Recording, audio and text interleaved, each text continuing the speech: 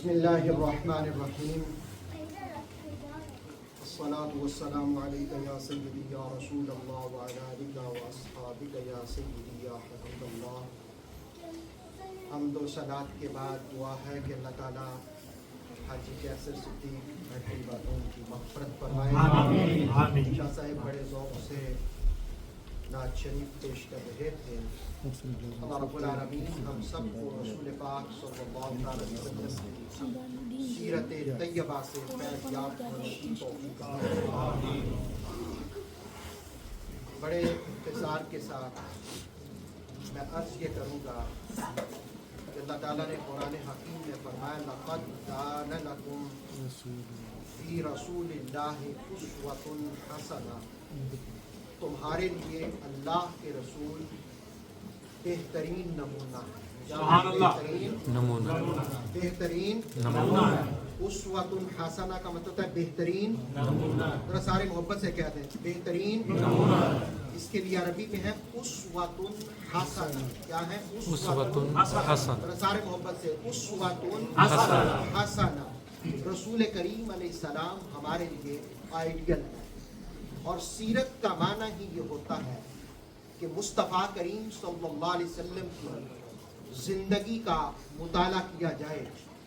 چند حوالے میں نے پہلے بھی قائم کیے، ذرا آپ کی توجہ چاہتا ہوں، اور چونکہ ایک ذوق کا ماحول بنا تھا اشعار کی صورت میں، تو میں اسی سے آغاز کرتا ہوں۔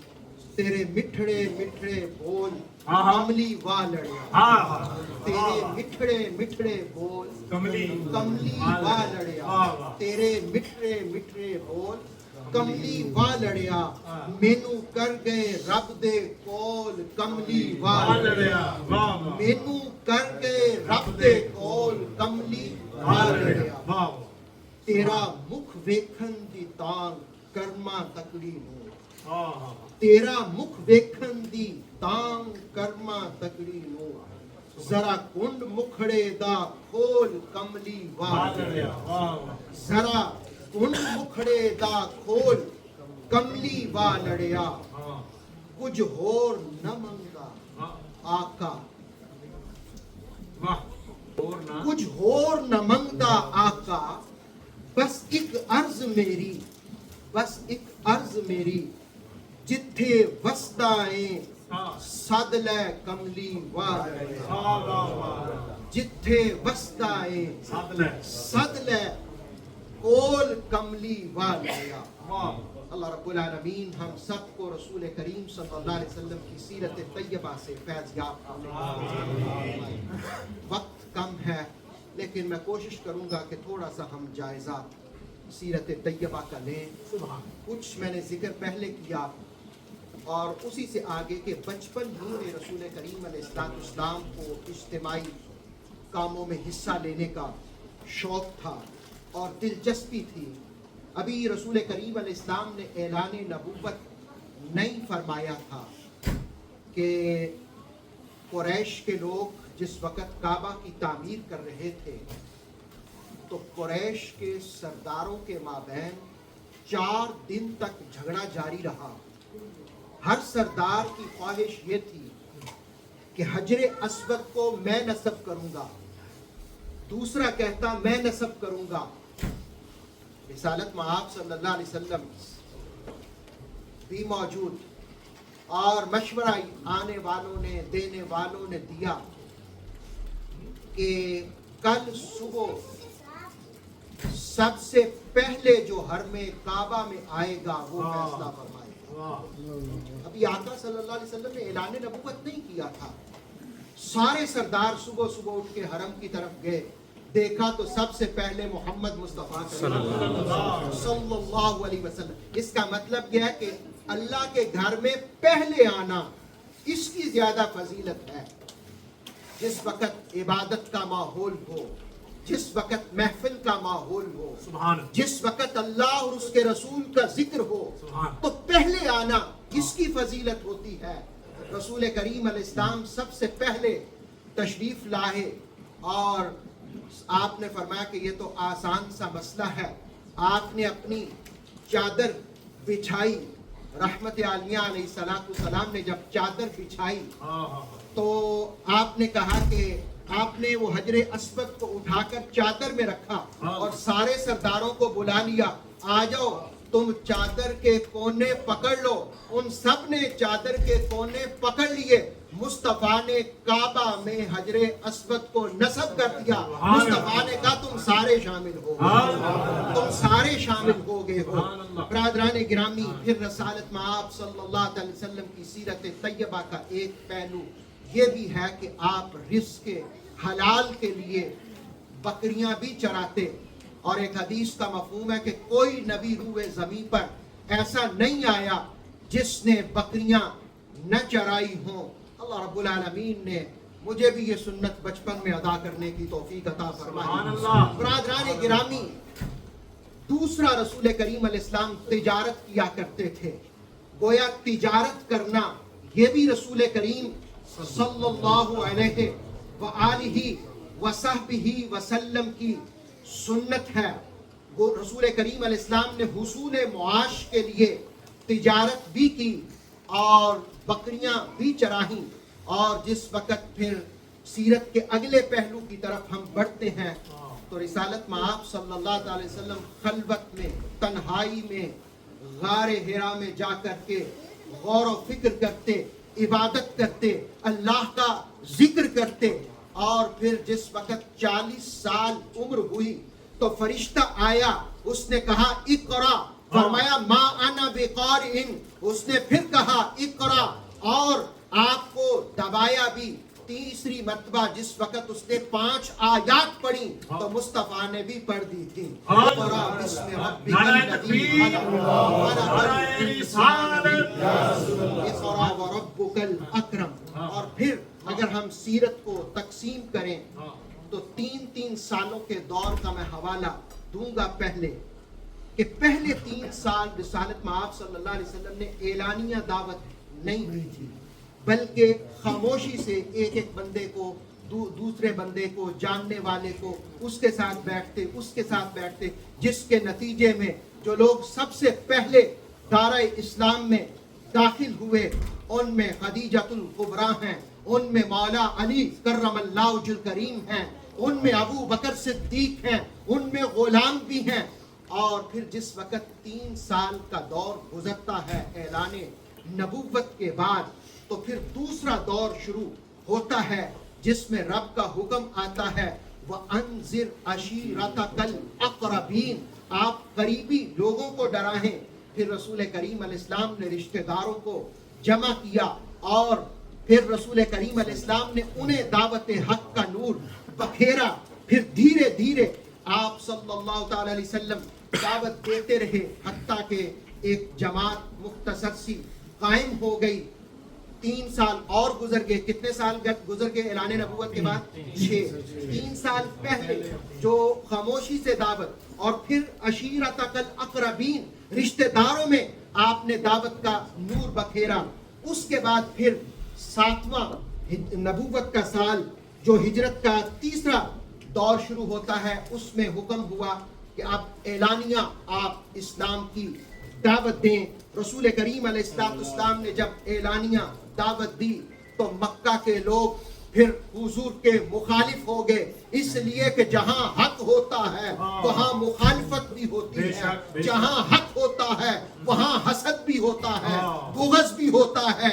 ایک طرف جہاں ابو بکر صدیق محبت والے تھے، دوسری جانب جہاں عمر فاروق تھے، مولا علی تھے، عمار بن یاسر تھے، وہیں ابو جہل بھی تھا، وہیں ابو لہب بھی تھا۔ اس لیے کہ ہر سینے کو اور ہر دل کو حق ہضم نہیں ہوتا ہے، وہ حق کی مخالفت ضرور کرتے ہیں، وہ حسد کا شکار ہوتے ہیں، وہ بغض کا بھی شکار ہوتے ہیں، لیکن جن کے مقدر کا ستارہ چمکتا ہے، رب ذوالجلال کے انوار کی تجلیات ان کے دلوں پر پڑتی ہیں، وہ حسن محمد کا کلمہ پڑھ لیتے ہیں۔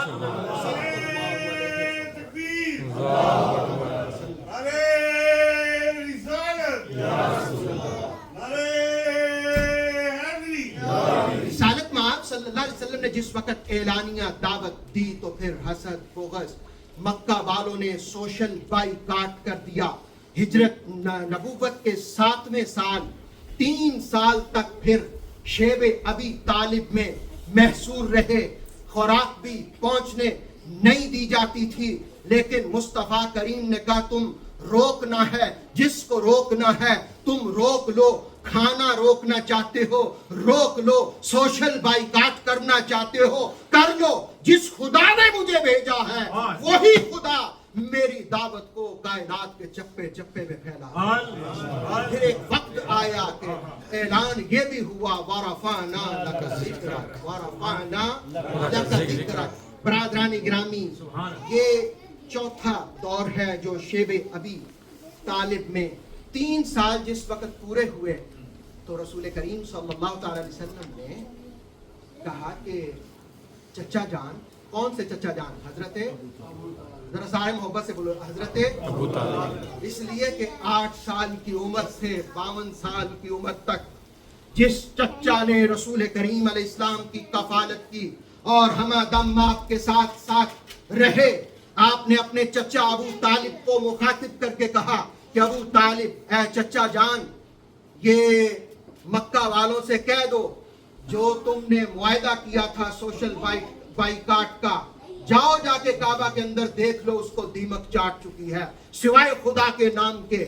اور جس وقت ابو طالب نے مکہ والوں سے کہا جس معاہدے کی بنا پر تم نے مسلمانوں کا اور مصطفیٰ کریم علیہ السلام کا بائیکاٹ کیا ہے, دیکھو جا کے کعبہ کے اندر وہ جو معاہدہ ہے, وہ جو دستاویزات ہیں, اس کو دیمک چاٹ چکی ہے.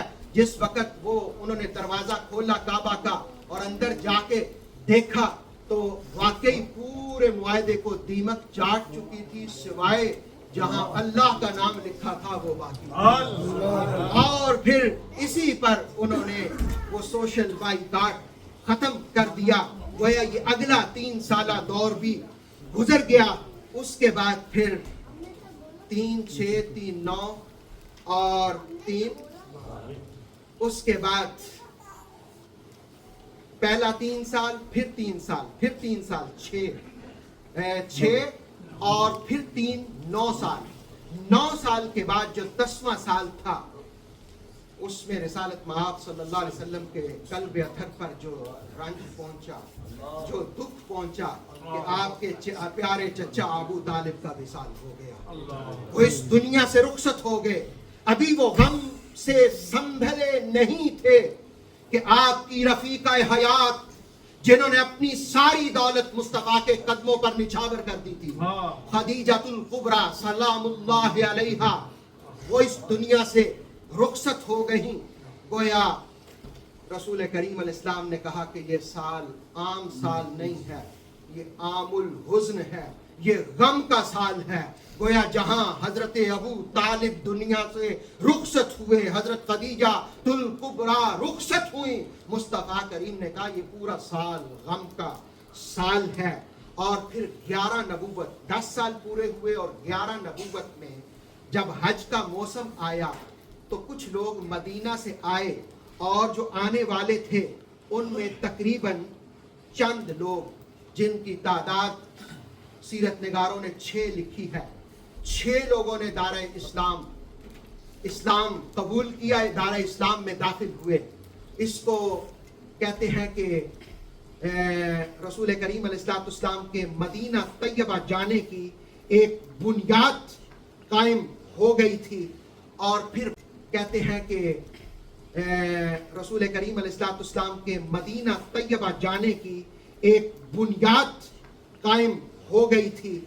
اور پھر 12 نبوت میں اگلے سال حج کے موقع پر مدینہ طیبہ سے مزید کچھ لوگ آئے اور انہوں نے رسول کریم علیہ السلام کے ہاتھ پر بیعت کی. جو بیعت کرنے والے تھے ان کا تعلق اوس قبیلے اور خزرج قبیلے سے تھا.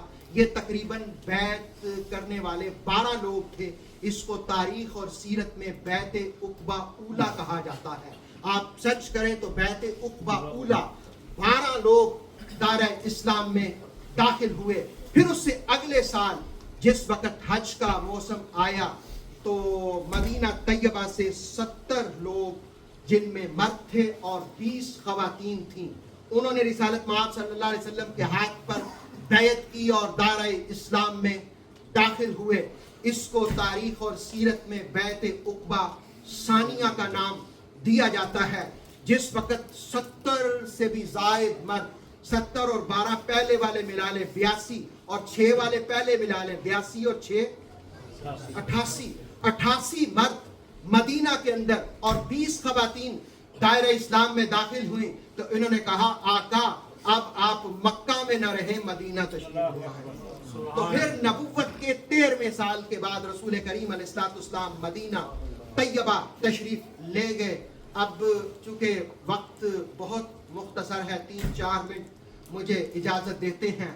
مدنی دور انشاءاللہ پھر ہم اگلی کسی محفل میں، سیرت طیبہ کی محفل میں ذکر کریں گے. لیکن ایک بات، اختتامی بات میں آپ سے کرنے لگا ہوں کہ ایک اس کو روایت کرنے والے ہیں امام احمد بن حنبل. کون ہیں؟ امام احمد بن حنبل. سند کے ساتھ جو آخری نام ہے وہ ہے عبداللہ. ایک یتیم بچہ تھا. وہ کہتے ہیں جس شخص نے میری کفالت کی، تو کہتے کہ میں نے میری کفالت کی، میں اسی کے پاس رہا. جب میں ملک شام میں جانے لگا تو میں نے اسے کہا کہ یہ جو تم کام کرتے ہو، جس کی تم نے رسول اللہ علیہ السلام سے اجازت چاہی ہے، ذرا اس کی بات تو سناؤ. تو کہتے کہ انہوں نے مجھے کہا کہ میں حنین، جس وقت رسول اللہ علیہ السلام غزوہ حنین سے واپس آ رہے تھے، تو وہ شخص، میں نام اس کا بتاتا ہوں، اس کا نام ہے ابو محذورہ. وہ کہتے کہ ابو محذورہ کہتے ہیں کہ میں چند ساتھیوں کے ساتھ حنین کے مقام پر واپسی پر جب رسول اللہ علیہ السلام جا رہے تھے تو ایک جگہ پر حضور ٹھہرے تو اذان ہوئی. تو میں نے استہزاء کے ساتھ، مذاق کے ساتھ اذان کی آواز گونجی، اللہ اکبر اللہ اکبر اللہ اکبر اللہ اکبر اشہد ان لا الہ الا اللہ. ان کہنے لگے کہ میں نے مذاق کے ساتھ استہزاء اڑایا مذاق کا، اور میں بھی اونچی اونچی آواز میں کہنے لگے اللہ اکبر اللہ اکبر. اب کہتے اذان تو ختم ہو گئی. مصطفیٰ کریم علیہ السلام نے کہا کہ یہ جو لوگ اونچی اونچی آواز میں بول رہے تھے ان کو پیش کیا گیا. کہتے مجھے اور میرے ساتھیوں کو حضور کی خدمت میں پیش کر دیا گیا. کہتے جس وقت پیش کیا تو رسالت مآب صلی اللہ علیہ وسلم نے پوچھا کہ سب سے اونچی آواز کس کی تھی، کون اونچی بول رہا تھا؟ کہتے میرے جتنے بھی ساتھی نے نا، انہوں نے میری طرف اشارہ کر دیا. کہتے واقعی میری آواز بہت اونچی تھی. میں تھوڑا ڈرا بھی، اس لیے کہ ابو معذورہ کہتے ہیں اس وقت تک مجھے اگر کائنات میں کوئی ناپسندیدہ شخص تھا تو وہ محمد صلی اللہ علیہ وسلم. جب کہتے کہ ابو محذورہ کہتے ہیں جس وقت رسول کریم صلی اللہ علیہ وسلم نے مجھے مخاطب کیا اور مخاطب کر کے کہا کہ، اور باقیوں کو کہا تم چلے جاؤ، اب میں اکیلا رہ گیا. مجھے حضور نے کہا کہ چلو پڑھو اذان. کہا مجھے تو نہیں آتی. میں نے کہا ادھر تو تم پڑھ رہے تھے. پھر مصطفیٰ کریم علیہ السلام نے اسے سکھائی.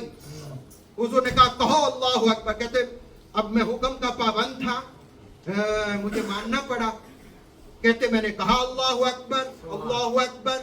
کہتے حضور پڑھتے گئے، میں پیچھے پیچھے اونچی آواز میں پڑھتا گیا. کہتے جب پڑھ چکا نا تو حضور نے مجھے کہا ادھر آؤ. تو کہتے میں قریب گیا تو مصطفیٰ نے اپنا ہاتھ، ید اللہ والا ہاتھ، کہتے میری پیشانی پر پھیرا اور میری پیشانی سے میرے چہرے پر، میرے چہرے سے میرے سینے پر اور ناف تک جب لائے تو حضور نے ساتھ ہی دعا کی کہ اے اللہ اس کو برکت دے اور اس کا سینہ اسلام کے لیے کھول دے، اس سے شیطان کو دور کر دے. کہتے وہ حضور کی الفاظ کیا تھے کہ میں دارہ اسلام میں داخل ہو کے حسن محمد کا کلمہ. آقائے گرامی جو بات میں کرنا چاہ رہا ہوں، اگر کوئی نقل بھی اتارے میرے مصطفیٰ کریم علیہ السلام کے طریقوں کی تو اس کو بھی اسلام کی دولت مل جاتی ہے، اور جو محبت سے حضور کے طریقوں کو اپنائے اس کا مقام. میری دعوت آپ کے نام وہ یہ ہے کہ سیرت طیبہ کا درس یہ ہے، پیغام یہ ہے کہ اگر ابو محذورہ نے मजाक में हुजूर के तरीके अल्लाहु अकबर को कहा, लेकिन वो मजाक मेरे हुजूर की तवज्जो से हकीकत बन गया, सीने का कुफ्र दूर हुआ, सीना खुल गया और हुस्ने मोहम्मद का कलमा पढ़ लिया और अल्लाह रब्बुल आलमीन ने करम फरमा दिया। अगर हम और आप मोहब्बत के साथ हुजूर के तरीकों को अपनाएंगे तो अल्लाह कितनी रहमतें अता फरमाएगा। तो मेरी दावत है कि सीरत तैयबा का मुताला करो, सीरत तैयबा को पढ़ो, सीरत तैयबा को समझो। अल्लाह रब्बुल आलमीन हम सबको अमल की तौफीक अता फरमाए। व आखिर दावाना अल्हम्दुलिल्लाहि रब्बिल आलमीन। ऑथेंटिक इस्लामिक नॉलेज के लिए नूर वही यूट्यूब चैनल को सब्सक्राइब कीजिए, बेल आइकन को प्रेस करना मत भूलिए। नूर वही फेसबुक, इंस्टाग्राम और टिकटॉक पेज को भी फॉलो कीजिए ताकि हमारी हर न्यू वीडियो आप तक बर वक्त पहुंच सके।